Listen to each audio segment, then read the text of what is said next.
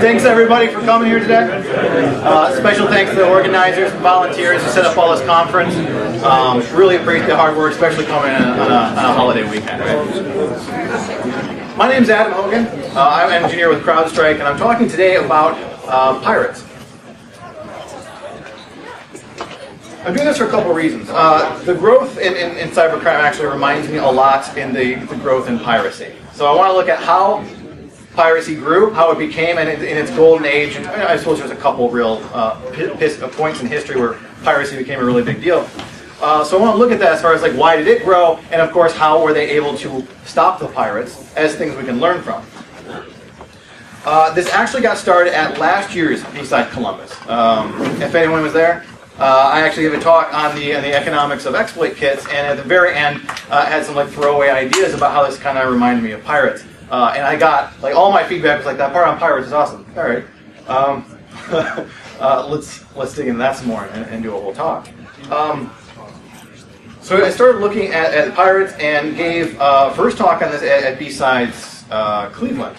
Talked a lot about these sort of individual decisions that people went through in order to become a criminal and why we should do that. It's very much in economic theory, which is my background. My graduate work in economics started looking at the individual choice to become a pirate. So what were the risks? What were the benefits? Right? These guys were making serious bank. The risks sort of ebbed and flowed depending on policy, depending on where they were in the world. One thing to really come out of that was not only like, okay, wow, there's some serious incentives here. These guys were making like 10, 20 times what you could, working a legitimate vessel, right? So if you had the kind of experience, then man, they were making really good money. But also learned that they were incredibly innovative. Pirates are able to come up with a whole lot of seriously social inventions. They really addressed the paradox of power. In the idea that they were giving their captain authority over them, because when you go into war, you don't get to vote on everything.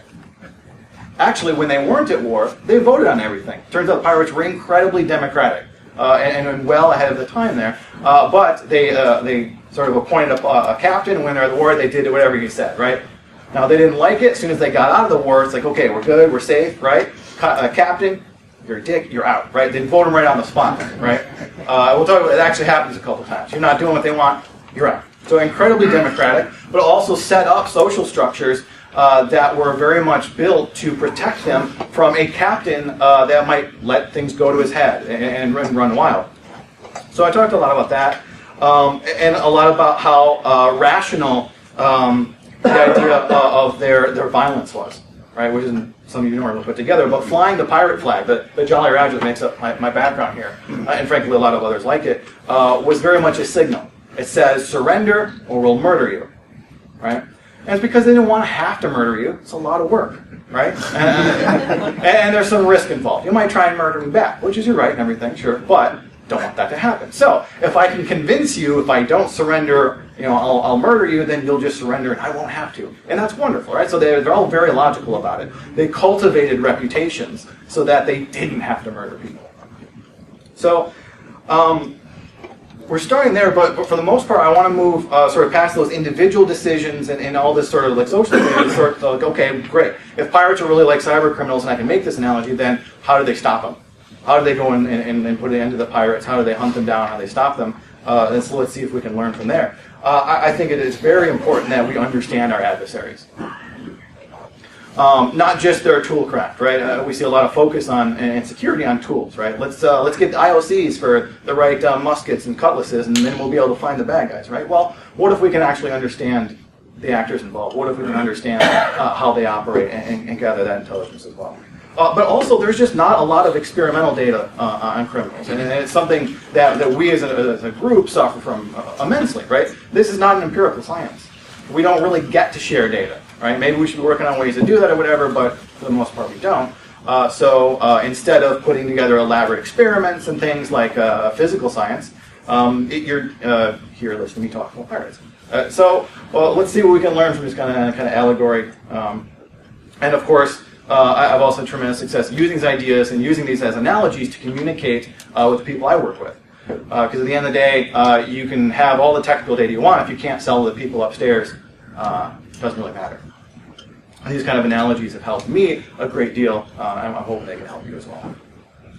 So at first I looked at organized crime. Like, okay, these hackers are sort of an organized crime. Let's look at that. And the theory didn't fit at all, which sort of led me to pirates. Pirates were the one sort of social organization we've seen in the history sort of matched up with what hackers are doing. That they're not, almost all organized crime was based on a black market that we're actually kind of into, right? You outlaw gambling or prostitution or drugs. People are like, well, I kind of like those things. So it's not always opposed 100%, right? Whereas there really hasn't been a whole lot of actual thieves guilds, right? Which is essentially what pirates and hackers often are. But also the chaos and scope of the sea, especially centuries ago, really sort of matches the problem of tracking people through the internet. So let's talk about threat hunter in this case, like how do they actually track down pirates and stop them? So at a high level, really pulling from some of the books on pirates here, there are three major ways they're looking to actually go and stop these pirates. One, find and attack them at sea. Two, find them at anchor or while they're careening, and I'll go into each of these in a bit here. Or three, attacking their haunts or ports where they might likely to find, or maybe wherever they are habitually.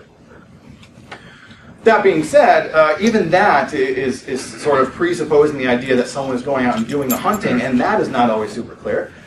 We still have to ask the question, who has the right to hunt pirates? Who has the responsibility or duty to hunt pirates? And of course, then, if we figure that out, who's going to pay for us to go and hunt pirates in the first place? Which all sort of comes back to a lot of the structure in international law that developed in order to say, okay, what was right and wrong for attacking pirates or responding to attack on international waters, which is something that very much applies to issues we're facing in the cybersecurity industry here, and I'll have time to come back to that. So the first one was, let's find them at sea. Terrible strategy. Doesn't work, right? And reading from this book, Pirate Hunting, it said the idea that you go out and find a pirate at sea is an easy proposition only in novels and motion pictures. The open sea was too large, and that not even and was not in fact even considered a place to seek pirates or anyone else for that matter.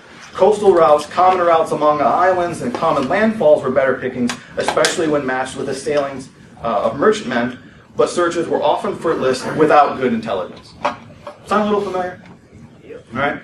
So, yeah, we can't just like, all right, we're going to go look for pirates. The sea opened up a whole new realm because you couldn't just like, okay, where does he live? What's his address? Cool, I'm going to go find him, right? It really doesn't work like that when you're looking for pirates. That second one was finding when they were anchored or when they were careening. Careening is when you actually beach your boat and scrape off all the barnacles and worms and crap that get stuck to the side because they will eat through the ship. All right. So you actually had to do this with wooden ships every now and then just to keep the thing running. Of course, while you're doing that, you're incredibly vulnerable. Right? If someone is out to find you and they happen to sail by while your boat is on the land, they can take their time shooting holes in that boat. Right? So very, very vulnerable while they're at their base, especially when they're hungover. That sounds random. It's not. Once we get into case studies later about how pirates actually got found or when some actual historic pirates were found and shut down, man, reoccurring theme is when we actually got to find the pirates, it's because they were hungover and we found them in a bay someplace where they were anchored or careening. But that was sort of a double-edged sword, too. If you can find people because, oh, well, that's where they usually anchor, well, I can go looking for them. Well, that's a two-way street. Reading again from the book on pirate hunting, in the case of the Armada de Barlovento, a Spanish fleet that was sailing around looking for pirates, its established route was predictable and thus was easily avoided unless it changed its route or its timing. The privateers and pirates, they kept out of its way, having always intelligence where they are. In the case of guard ships, many were too slow, too deep drafted, or not in good condition to set sail immediately. However, the patrolling based on good intelligence could be productive. The sack of Veracruz by filibusters and buccaneers in 1683 spurred the Armada de Barlovento into retaliatory action, for example. Over the course of a deliberate, focused cruise, the Armada captured 6 reported pirate vessels and 110 pirates. So there's a few things in there. One is that, yeah, if I have a predictable routine, then you can come and find me, but same for the pirate hunters. A lot of them were just doing routine patrols, or say like the Coast Guard had a very specific area they were patrolling. And it's like, okay, well, just don't go there, right? So these are your firewalls of the time, right? Yeah, if you happen to come through here, we will check to see if you're known bad and stop you if we happen to figure that out. But one, we could sail around you, and two, it was incredibly common for pirates to have just a stack of like different passports. Like, what country are you from? Like, what country do you want me from, right? They had a bunch of different flags, all these papers that set up to, just lie their way past these kind of stops. Let's see. Also, the tactical issue was enormous. It said of guard ships, they were too slow, too deep drafted. So the military was constantly patting themselves on the back. I can take any pirate, right? Put me in a one-on-one fight with a pirate, we'll take him. And that was true. That's almost always true. That's just not a thing that happened. Right? They're sort of inventing this, they're like, yeah, we can take them. And it was basically like saying, well, okay, who would win in a fight, Wolverine or Batman? It's not going to happen. Some of you are thinking because they're not real. I'm thinking because one's Marvel and one's DC. But the idea was that when the military showed up, it's like, hey, I got a warship. I'm here to capture pirates. Pirates are like, bye, I'm leaving, and they're gone.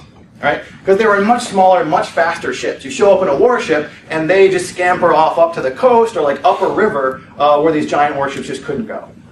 So the military's like, here, I'm here to hunt pirates, and I'd see you. Bye, and they're gone, right? So you actually had to be able to find them, like, out and about. Also, pirates actually tried to take Veracruz. They tried to take the city because one of the things we'll get into is pirates are most successful when they could establish a real base of operations. That one didn't work out so well. Yeah, the Spanish came after them. They almost didn't have to. They sacked the city, and they were so disappointed with how much stuff there was to steal in this little town. They went digging up graves. Which was really easy because a lot of those graves were fresh, which should have been a warning. So they dug up all those graves to steal their gold and all the stuff they've been buried with, and got the plague that had just killed them. The Spanish were able to sail in and like liberate the city, but they were basically wrapping up like 3 broken down, plague-ridden pirates or whoever was left of the plane.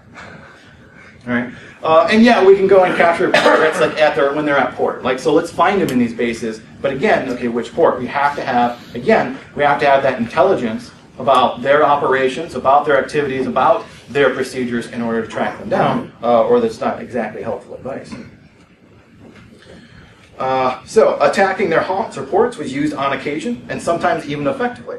However, no matter how the pirate hunter intended to track down and destroy his prey, he needed intelligence regarding private locations, anticipated destinations, the speed to overtake the pirate, or at least arrive at his location before he absconded, the men and arms to overwhelm him, and the capable commanders to apply the appropriate leadership and tactics. And they didn't always have those things. Because going after pirates, one of the issues we'll see was always that it wasn't necessarily a priority. Because it took so long to go and find pirates, the navies really weren't that willing to task resources to it. Because because they've got other things to do, often because, if we're looking through 16 to 1800s, they were constantly going to war with each other, right? The British Navy could have come in and swapped out all these pirates anytime they wanted, but they were fighting Napoleon, or whatever it was, right? Each other constantly back and forth throughout this entire time period, right? So while there's wars going on, taking care of these pirates was absolutely not a priority. All right, so one of the reasons pirates were able to be so effective is that they were able to build little cities, little bases of operations, and build societies where they could flourish. And I have the quote here. I'm doing you all an enormous favor and not singing from this operetta. But what they're captured in Gilbert and Sullivan's lyrics here is sort of the fun of being a pirate king.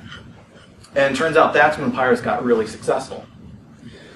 This old painting of Nassau, where pirates ran the show. They had their own little city going, and it wasn't the first, right? You could say the same of Tortuga for a time, Port Royal for a time, where pirates were basically running the city. they had sort of taken over. And of course, there we're talking about a situation where they could absolutely flourish because they didn't have to hide. They could actually have a stable base where they could hang out, where they could do maintenance on their ships, where they could spend their money, which was a big plus. If you're luring people in with the promise of riches, it doesn't really matter if you're so shunned you can't go and actually spend this money. Of course, there's a couple of British soldiers stand by and doing absolutely nothing. Pirates just walk right by. It didn't matter. Pirates ran the place. So that was going on, especially here in Nassau. They had sort of built a smuggler economy at first. Before it was outright piracy, it was a lot of smugglers. And the idea that various governments were trying to control when and where you could trade. And you could go ahead and take another 30-40% profit if you could get around having to pay imports, taxes and stuff, right? So they started with the smuggler economy. It's kind of a gray market more than, say, black market, depending on how you look at it. But of course, it's building up an infrastructure that pirates can also then take a look at. So again, you need a place to spend your money to attract young men to go out and maybe get killed.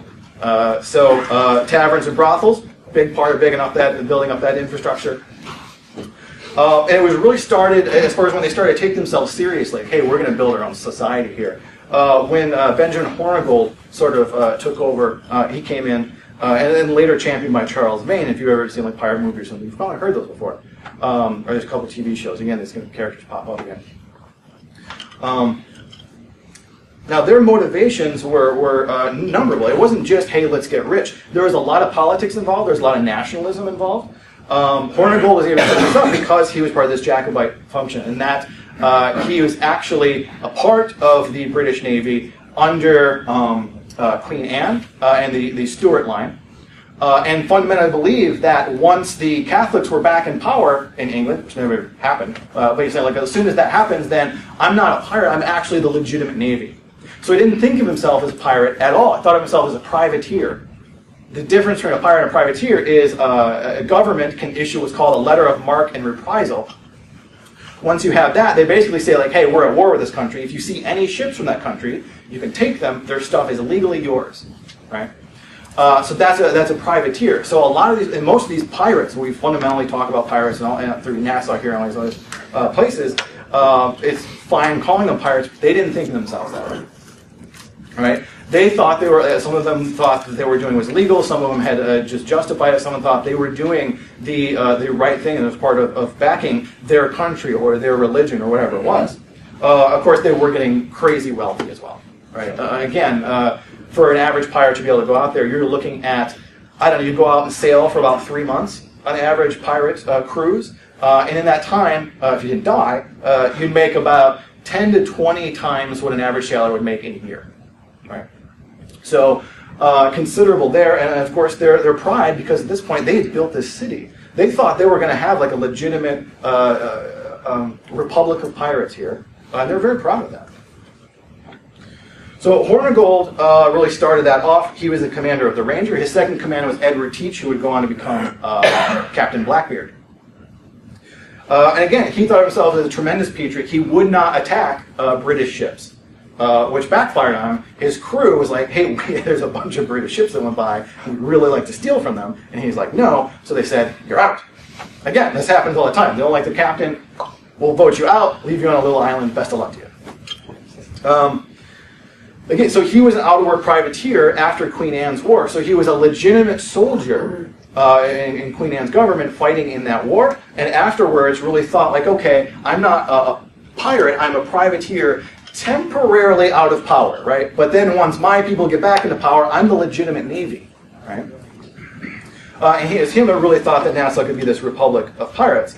Now that didn't work out, and expelling the pirates was actually such a huge part of the identity of Nassau. If you go to Nassau, Rogers is still a name you'll see on streets and everything. That was the governor who was actually in charge when they ousted all the pirates, and we'll talk about how in a little bit. And the Bahamas' official motto is still expel the pirates, commerce restored. All right, so very much a part of the culture today. That's actually still the flag of the Bahamas there. So, looking for some parallels, I may have been too specific in naming the talk about the 1600s, because one of the themes that sort of came back to is when the bad guys are able to build a base, they're incredibly effective. Another time they're able to do that is when we look at the Barbary pirates. The Barbary pirates were those operating out of Algiers, Tunis, Tripoli, and Morocco. They demanded tribute to basically sail around the Mediterranean. It's like, hey, if you want to sail around here, you have to pay us, or we'll attack you. We'll attack you, we'll steal your stuff, and we will take all your people and sell them into slavery. So this was not safe for Americans. They were not able to reach this goal. They're like, hey, you got to pay us, like we have no money. And frankly, they were pretty used to the British looking out for them. Right? About this time, this was just after the Revolutionary War. They did not have a navy. The British have been really kind of doing that for them. So they're like, just coming off military welfare here. Like, we don't have one of our own. What are we going to do here?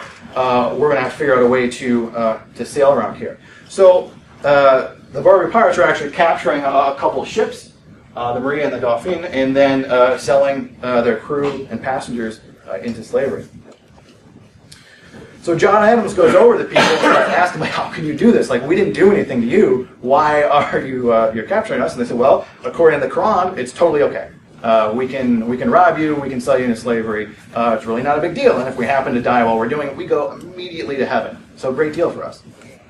So huge problem there. And again, this kind of comes back to, not that it's anything unique to Islam. Again, what we're finding is not that people are like, I want to be a criminal. They look for some other motivation to get involved, right? Whether this guy saying like, well, I'm going to back the Catholics and British, or whether it's this guy saying like, our religion says okay to steal from you. There's some other motivation that's going on there. So Jefferson and Adams start arguing, trying to figure out, like, look, are we just going to pay them, try to avoid them, or are we going to build a military and go after them and fight them?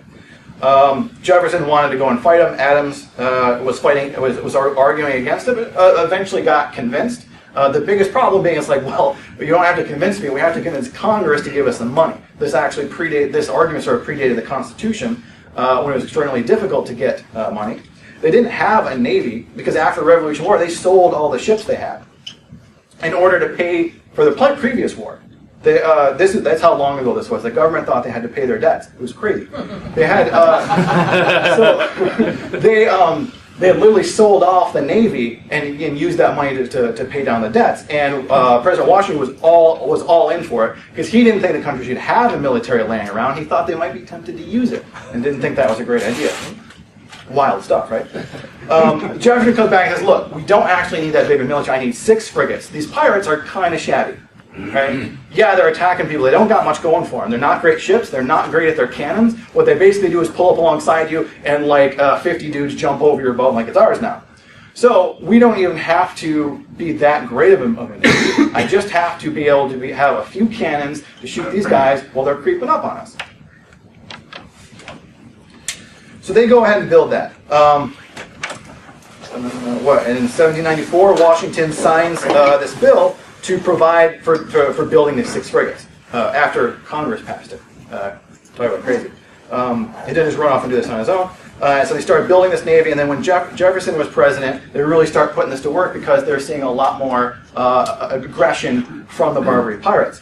And even then, when he sent the warships over, they were only to defend the American merchant ships. They literally weren't allowed to fight back that much. Like if the pirates attacked and then turned to run, they're like, you have to stop. Because Congress hadn't approved of war. Again, this is how long ago this was. Wild stuff, right? So the president's like, I don't have the authority to send to war, but you can go over and defend people. So they send those over, and the USS Enterprise, which is not the first time I get to say that name, which is all sorts of fun, but they go over there and capture the Tripoli, because they sail around under a false flag. Again, everyone did this. They're running, I think, Great Britain's flag, and they pull up next to this Barbary pirate ship. They're like, hey, how's it going? They're like, well, we're out hunting Americans. He's like, you don't say. So they lower their British flag, they hike up the American flag, because you can lie what country you're from, but not if you want to open fire. And he did. Because it's like literally this is like, I don't know, like 1/10 of the American Navy at this point being captained by like a 22-year-old kid who really wanted to go to war. So it got in a position where it's legally allowed to do that. So they actually take this ship, and there's this huge victory. We captured a ship from the Barbary pirates. All downhill from there. Everything started going wrong. They went over there to check it out, and they're like, hey, we're the American military. We're here to make it safe for our guys. And like, welcome. let me draw you into to the Bay of Tripoli here. They're like, okay. So they hand over the keys to the ship. And they let their pilot steer in the boat, and they park it in the middle of all their cannons. So it's like, you're going to do what we say. So they actually had the Dey, which is the sort of governor there, hijack the ship. He's like, by the way, you need to take me over to my buddy's place, and I'm bringing a bunch of cows and some lions and some parrots and a bunch of slaves. Not what the military wants to be doing with their time. Horrendous embarrassment. The USS Philadelphia goes over there to try to ransom some people back, like, hey, we're the American military, we're here to mess stuff up. And on their way, grounded the ship in the middle of the bay. So they're stuck. They're just like, hey, we're chasing pirates, we're here to own the day, and then they're just like a turtle on his back, like, we got nothing. Right? So they try to sink the ship, and they fail to. So they actually had to have a whole other mission where guys snuck up in the middle of the night and set fire to the ship, so the pirates couldn't capture this thing. Which was heralded as a tremendous successful mission, but again, that was just getting back to zero. They didn't really see any success until I said, look, our Navy is in its infancy, this isn't working. So the, I don't know, a good chunk of the Marine Corps, all 8 of them, they're like, we'll handle this. So they get on land, they go and get about 500 mercenaries who are actually backing not the guy in charge in Tripoli, but his older brother who was supposed to be in power, like, hey, let's do some regime change. Right? This is new. So they like, okay, we're going to go back you. They take that, so the 500 mercenaries now go and take this city and say, hey, we got your city, maybe you stop taking our ships. And they did, right? And in fact, if any of the Marines? So the hymn starts, what? The halls of Montezuma to the shores of Tripoli, and this is why. All right, so these Barbary pirates had this whole base where they could operate it. They didn't have to hide from anyone. It was a totally legitimate operation in the eyes of their government. Another time that happened was with John Lafitte. Anyone recognize that name? Big name in New Orleans. You'll actually see his name written on stuff. Streets named after him and everything, right? So this guy was a smuggler, a pirate, privateer, a war hero, and later spy and criminal again. Right? So real whirlwind there. They actually put, in 1807, the Embargo Act. They made it illegal for any American ship to go to any foreign port. So just shut down international trade, which, despite what you may have heard during the election, is a big problem. So there's all of these people upset, like their trade just shut down. So people don't just quit and go home, right? They get into smuggling. So all this whole smuggling culture came out of nowhere. And yes, they're criminals, but people love them, right? I mean, if smugglers were the only reason you could go to the store and get food and things to buy and such, you'd be a big fan of smugglers too, just as the people there were. So the smugglers got involved, and one of them was Jean Lafitte and his brother Pierre. Not to be confused with Jean-Pierre Lafitte, the pirate-themed wrestler in WWF who was going out and like stealing Bret Hart's jacket for a while. I knew there would be a lot of hits on that joke, but it's still going to make it, right? All right, so they set up this huge smuggling operation. Again, one of the reasons they're so successful, they set up their own base. They took over a little island, set this up, and when they got tired of smuggling goods into New Orleans, they're like, we're big, you guys come to us. They started holding auctions. The people were into it. This wasn't really a crime at this point. So he gets into piracy, steals a ship, or buys his first ship, steals 3 more, gets rid of that first ship because now he's got even better ships. Has his own little fleet going where he can go out and start stealing from people he doesn't like, right? And again, he's maintained this reputation with the people back home, so he's stealing from other countries. Anytime he's got people, he lets them go. He doesn't murder them like a lot of other pirates. No, we let the people go. And they're like, this guy's all right. So they keep that reputation. Now, this goes on for a while, and the government decides, we got to do something about that. We can't just let people go around being criminals, so let's all go and fight them. And then people are like, nah, not cool with this guy.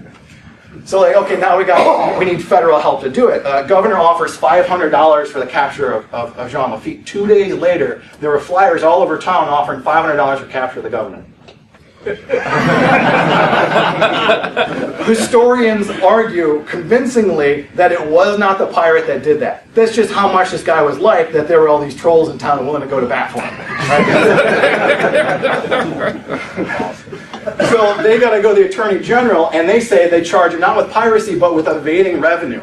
Right? So evading the tax man. It's like, well, we can't have that. So they send in 40 soldiers to bust up one of these auctions. So they're in jail. Now, the problem is, we're getting into the War of 1812. The War of 1812, they decided to defend New Orleans by issuing letters of marque and creating these privateers who go out and get rich off of busting up any British who came to their door. Nearly all of the people they had issued letters of marque to worked for Jean Lafitte and are now in jail. So they're in jail. Pierre Lafitte's in jail. Jean Lafitte actually escapes, but he gets approached by the British who actually offer him citizenship and say, look, if you fight for us, we pardon you, we give you lands, there's a big land grant involved, and take care of that. And he's kind of weighing his option and figures out, I'm pretty sure Americans are going to win this war. But then the Americans still were trying to arrest him and barely escaped, but the military now came in and seized all the pirates' boats and captured a bunch of the rest of the pirates. Well, Andrew Jackson comes down to New Orleans and says, hey, there's a war going on, you guys are getting attacked like any day now. How is your military all set up? They're like, well, you're in luck, we just stole all these pirate boats. He's like, great, who sails them? He's like, we got no one. So he's like, so you have no active defenses and there's this active war going on? I'm like, yeah, pretty much. All right, so they bust all the pirates out of jail, have them go back to being the privateers, saying, look, you try to focus on the British and we'll try and turn an eye. And they're like, yeah, we'll try. So the pirates are now free to go back out there. Basically, everyone's happy except a couple, people in government are like, yeah, I was going to bust these guys, right? And they run an incredibly successful campaign. They were better at sailors than all of the legitimate military they had. They set up 3 artillery units and knew how to use the cannons far better than any of the military. So not only did they come out of the war with pardons, but with praise. Like, yeah, you guys saved the day. Right? So he ends up setting up a whole new base in Galveston, which apparently you can still visit the ruins of. It's down there near the harbor. He worked for a spy during the Spanish and was eventually driven out by the USS Enterprise. It is throw that in there again, right? I think it was a different ship at this point, but right? Okay, so we've seen this when pirates can build up their base, they have quite the operation they're able to go through. So, okay, how do we stop them? And we talked a bit about that in the beginning, but let's dig into how they actually did it. Well, first was that they needed the legislation to even allow people to go after pirates. In the 1500s, you needed 2 eyewitnesses who were not pirates to convict a pirate. So the pirate's like, you saying if I kill all the witnesses, I can't go to jail? And they're like, yeah, that's how it works. And that was a problem. Took them a long time to change that law, though. It really wasn't. It wasn't until 1536 that they changed the law. Like, okay, we can actually have a jury hear testimony of your accomplices. So, not giving you the active incentive to murder people, but now get to the point where authorities can flip one of the pirates and get him testify on the others. And it was a huge problem in the colonies because, if you capture a pirate in the American colonies, you have to try them in England. It's a bit of a logistical problem.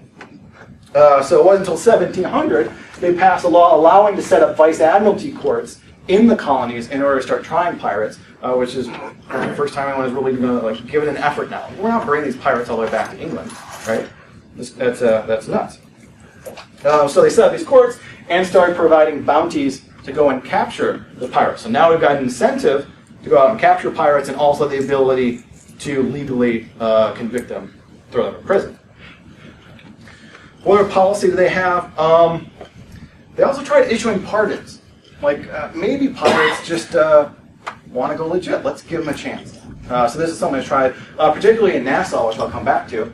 Also to step up naval patrols, right?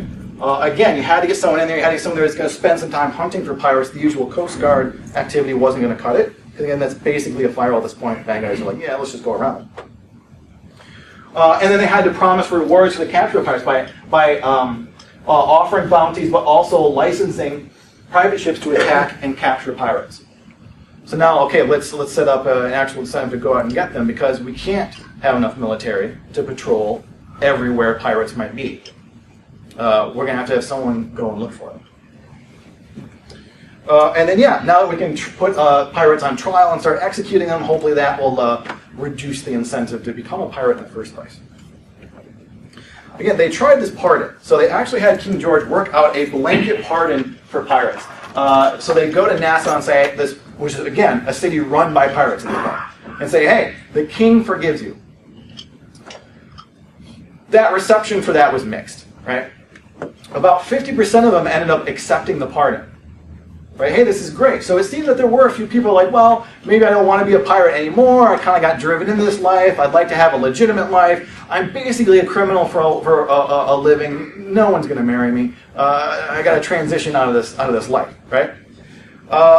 Then again, a lot of the pirates who accepted the pardon never stopped being a pirate. They're like, whoa, you're going to forgive all my past crimes? Awesome. Let's go do some new ones.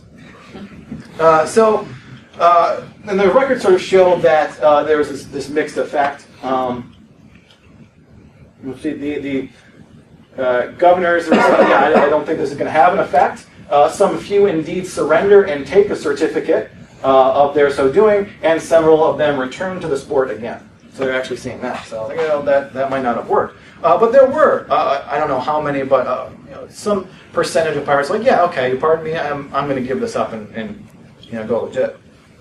So, we're also giving pirates the opportunity to go straight. So a lot of these pirates actually became privateers. One, because there was another war. This is also a great time to go legit. Because a lot of them thought of themselves as a legitimate kind of navy in the first place. So we get back to, say, like the War of Quadruple Alliance. Like, hey, we got another war. We need privateers. And like, great, I can go straight and basically do what I was doing before, but now it's legal. Benjamin Hornigold, again, so the founder of that republic in Nassau, took his commission from Governor Rogers, with the king-appointed governors who sent him there to deliver this pardon and bring order to the place. And then he started cruising against Spanish pirates out of Nassau. Like, okay, now I've got papers saying I can go out and take Spanish ships, I get to keep everything I find, and I'm doing it in service of my country.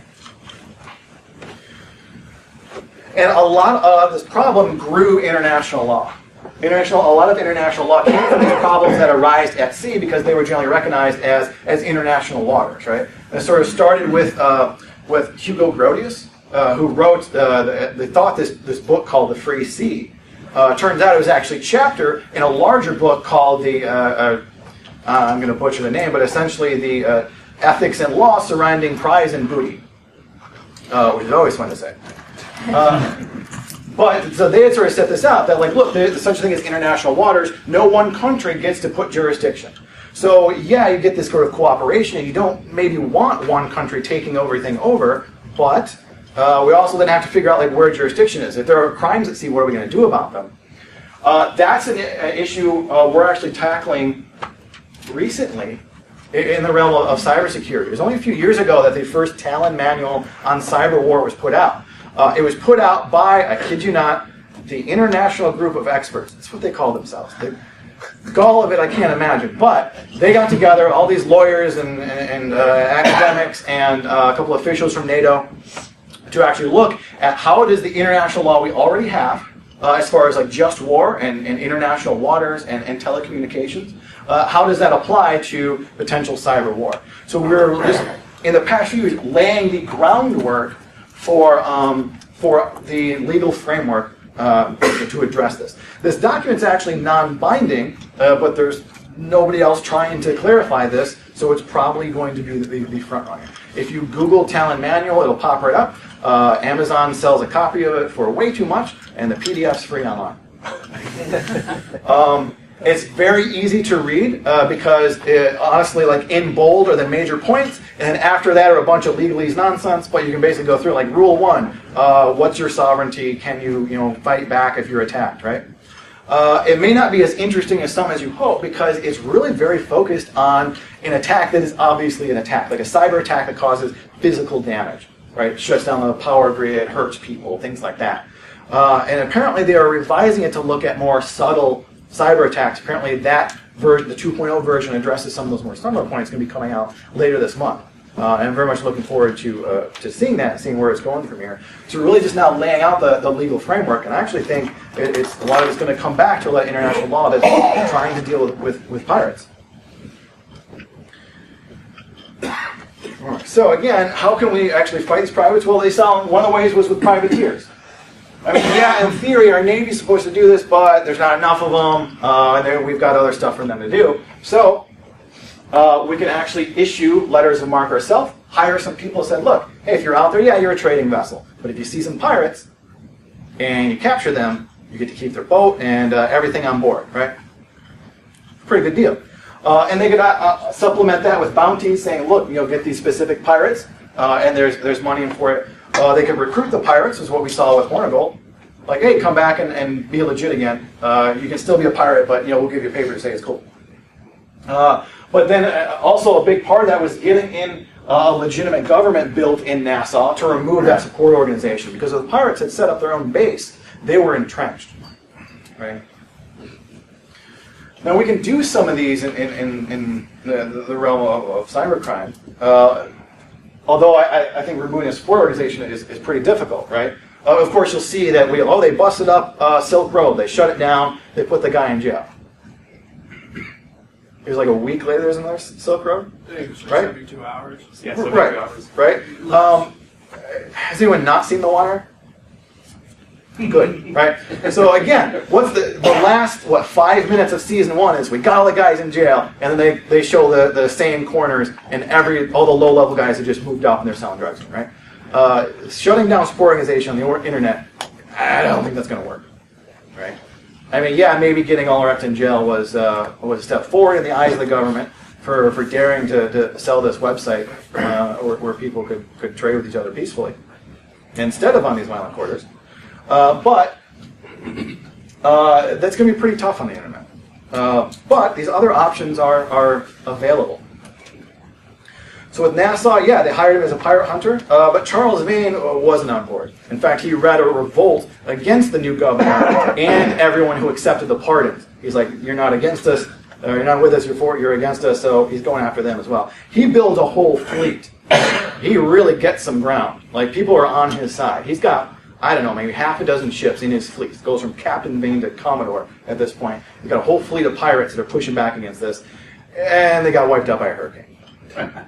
So one of the most feared pirates at the time, how did we go and capture him? We didn't, it was dumb luck. When we actually captured the pirate himself, it was because after the hurricane, he happens to wash up on a deserted island. Some turtle hunters find him. They give him some food. They're like, you want to come with us and hunt turtles? He's like, no. You smell terrible. I don't want to work for a living. I'm a pirate king. So he's like, I'm going to wait for someone else to come along. They're like, that's probably not going to happen. He's like, yeah, I'll wait. So he's chilling out on the beach. A ship comes along, flags him down like, hey, I'm just a sailor. I'm stuck here. I'll work this ship if you can get me to harbor. They're like, great, welcome aboard. Because, of course, this is a huge fear for all sailors. Of course they're going to help someone. So they bring him aboard. They're like, great, you can help out, work along the ship. And someone who was a passenger on the ship is like, Captain, a word, that's Charles Vane. And as soon as you go to sleep tonight, he's going to take over your ship immediately after murdering you, right? We know who he is. So they're like, okay, back on the island. And if you're there when we come back, we're going to take you to Jamaica and hang you. So he's like, all right, I'm going to try my luck again and wait for another ship to come along. Is that going to happen? It actually happens. Another ship comes along.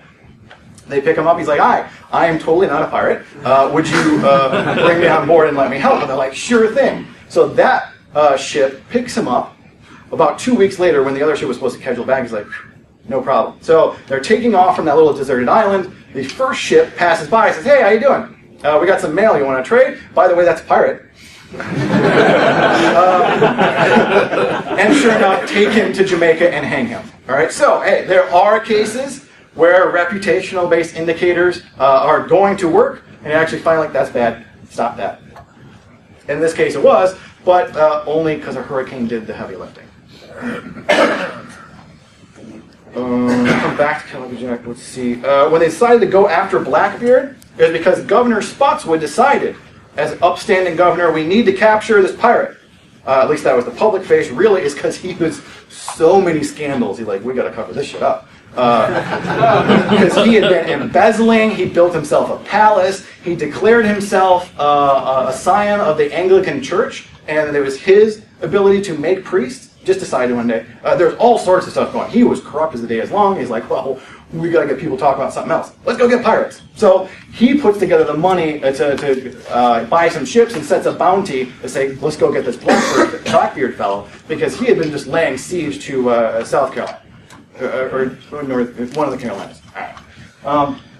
So they buy a couple of smaller sloops, which was, again, a really, really necessary part of going after pirates, because when the military would show up again, be like, we got a huge warship, we're going after pirates. Pirates are like, bye. They scamper off a river, and they're, sometimes canoes at this point, right? They had much smaller ships. They go where the big ships couldn't. So they offered that, and then they capture him, and then he's pardoned by the governor, because they had a side deal. So they actually managed to capture this pirate. It didn't really stick because the governor here was getting a cut. So when they actually did capture him, because they were at anchor and totally hungover. I told you they'd come back. There's a couple of pirates. I think there's another one, but we'll see if we get to it. But yeah, Blackbeard was caught because they had, they had a bunch of money. They're partying. They're hanging out in this little bay where it's safe to anchor, and they get caught. So the military's like, hey, we're the military. We're here to mess stuff up, and then they ground their ship in the bay. Crap. Okay, so they're now throwing stuff overboard just to get off of this like sandbar or something, whatever. And the pirates wake up, but they're still hungover. So Blackbeard, who's apparently where metal started, gets up, holds a glass of liquor. Everyone else is still hungover. He's still drinking. Holds up his glass of liquor and says, drink. He drank damnation. This is the captain of the pirate hunter writing. Blackbeard holds up a glass of liquor and drank damnation to me and my men, whom he styled cowardly puppies, which was apparently a big insult back then, saying that he would neither give nor take quarter, which sounds really fancy because it's old-fashioned, but he's basically saying, fuck you, we're going to war. And they did. They lost. They beheaded Blackbeard, captured all of his men, and finally got him. A lot of them were, because they thought they were going to take him, but the pirate hunters, they hid below deck, and then swarmed out and captured him. They weren't expecting that. They're super hungover. The last thing they had to do was chase Caesar, who was one of the pirates working there. He was a freed slave, which occasionally the pirates would do. Not that they had like some moral problem with slavery, they would totally sell slaves, but if you happen to be free or willing to work for it, once you signed on as a pirate, you were 100% equal. Right? Caesar was actually in charge of taking the match, if the pirate ship got captured, to all the gunpowder and blowing it all up. So the last part of that was like, okay, we got Blackbeard's head. Like, where's that guy going with that match? And had to chase him down and stop it. So that's how they were able to finally catch that. Now, even after the pardon, Calico Jack, another big name, didn't give up. He attacks Kingston, which is, again, baller move, because this is one of the established cities in the way. He's like, I don't care. You got government, military, don't care, still going after you. Maybe not the smartest thing to do. So privateers, again, go out and find him. They find him because he went back to the same spot to anchor while he was sleeping one off. Right? Totally hungover in the same spot. Again, one of the only reasons they're able to find these people. So they take him to, able to finally capture him. They take him to Nassau. He's like, oh, I'm going to accept that pardon. And goes free, goes back to pirating. He did this with his girlfriend, Anne Bonny, and her girlfriend, Mary Read, some of the first cross-dressers in public record. Again, if you were willing to sign those articles to be a pirate and join up with a crew, no one really gave a whole lot about your ideas, where you came from, where you're going. You were a pirate, that's what mattered. So they would hang out together, and apparently a long record of disgruntled husbands being cuckolded. This is a whole thing they did. This is like in the history even. But so they were having fun, going around, still robbing people, and again, eventually got caught when they were hungover. Didn't learn from the first time, because they were able to catch, not just because they were hungover, but an informant had told them where to find them. Right? Again, it came down to the threat intelligence to go back and be able to find these guys. They go and they attack the pirates. All the men are hungover, like we don't really want to fight. And Anne Bonny is standing on the deck, murdering dudes and screaming at all the hungover dudes to start fighting like men, and still ended up capturing them. Mary Read and Anne Bonny got out of jail because they were in prison long enough to say, you can't hang us, we're pregnant. both managed to set that up while they were in prison, so they got set free. They barely knew how to handle women pirates at the time. It was not something they were set up for. And they're like, oh, okay, a baby's too much. We got to. Yeah. So they got to go free. Calico Jack got hanged. And in fact, was it outside of Jamaica? That's still called Rackham's Cay or Bay, right? The Barbary pirates. Well, again, the American Navy wasn't up to the task. The Marines had to go in by land. And try a whole other way, but we did see how that was able to work and take down those pirates. And then with John Lafitte, again, they had to take him by land. These guys were too good on sea.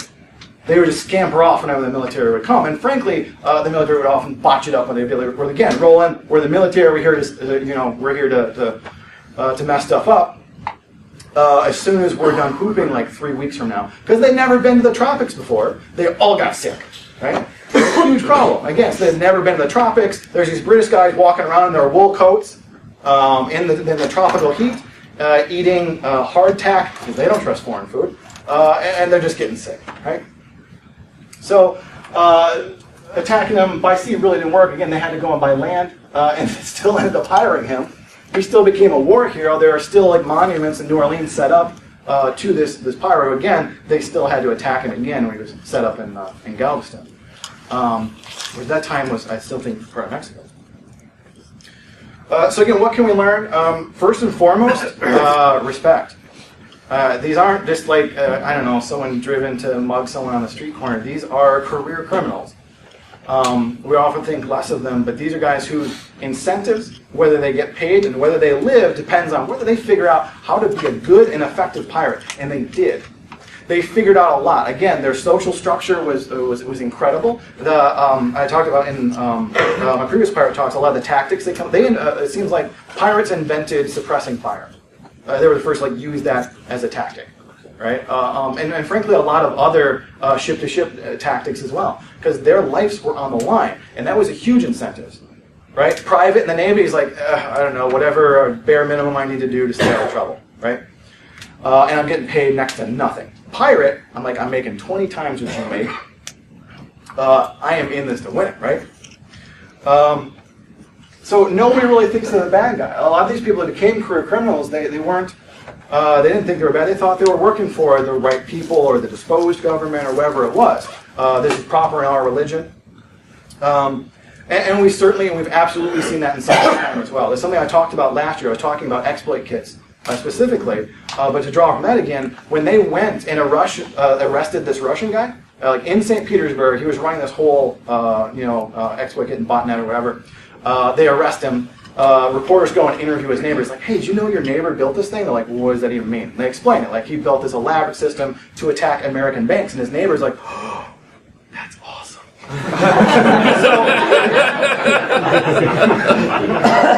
Because these Russian criminals running these botnets don't attack other Russians. So it's pretty okay with that, right? So we draw these lines. You're somebody else. I'm not going to attack, my people, but I'll attack somebody else. Sounds horrible, doesn't it? Well, we all laughed in the keynote address and we're like, oh yeah, people from Michigan, right? Same idea, but it's, again, that kind of thing that gets exploited to say, like, I'm not a bad guy, right? And fools rush in. These guys would go in just assuming we're the military, we know how to mess stuff up, immediately get a tropical disease. Their ships are running into sandbar because they don't know the local terrain as well as the bad guys. And again, can't chase them up the river they're scampering off of because their giant warship isn't built to chase these little pirate ships. So they really had to adapt. You had to prepare. You actually had to prepare. The tropical climate was so bad that their sails were rotting. Their anchors were rotting. They were getting way more bugs and worms in the wood than they were really used to because it was this whole other climate and they weren't prepared for it. And they couldn't replace their masts because there weren't trees big enough in that part of the world. The shipworm was eating through their hull, so they had to careen even more regularly, and they didn't have docks large enough to do that. So like, hey, we're here, we got, oh, okay, clock's running. We got like a month, and then we got to go back to England, which is a huge journey, just so we can scrape all this tropical nonsense off the bottom of the boat. The men are already suffering from a poor diet. That's a big difference between being a sailor and for the government and being a pirate. Pirates had plenty of food and plenty of rum. working for the Navy, barely enough to eat, right? But they weren't acclimated to the heat and to the humidity and all the other problems. They're walking around in their woolen clothes, right? All they've got is salted meat, huge heavy biscuits like hardtack, right? And beer and rum. So they basically dehydrate themselves immediately off. They weren't even ready to fight when they got there, and then, yeah, they got all sorts of diseases.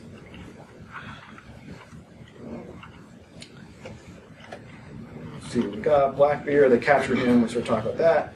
Dampier, again, some of them were so unprepared for that. This guy seals down there, is like, okay, I'm going to go catch pirates. Doesn't take care of his ship, doesn't go back to England to careen and scrape all the barnacles off there, and has a mutiny for it.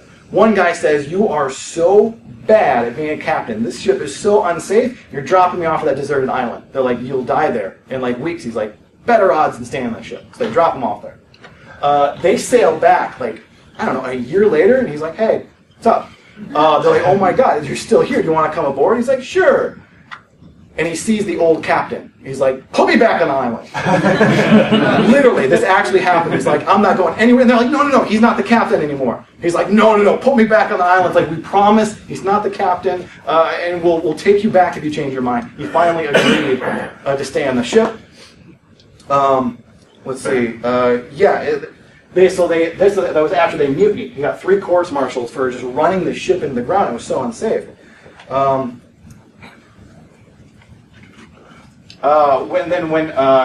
It's Alexander Selkirk.